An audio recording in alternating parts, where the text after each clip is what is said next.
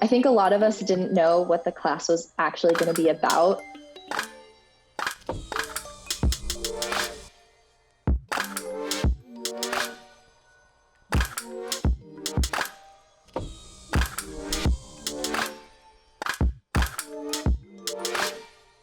We all had to participate in a performance at the end of the semester, and I think for a lot of people who've never been on stage, that was kind of like a moment and like a jolt of fear, because we're all super ready and excited to do the coding and the like technical parts of the project, but then like actually performing is something a lot of engineering students just haven't had experience with. A lot of us were like, what?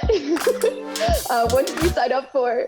My entire team is electrical computer engineers and computer science students, and it's really fun like working with them and seeing them be creative and like popcorning ideas off of each other. I really wanted to build this puppet.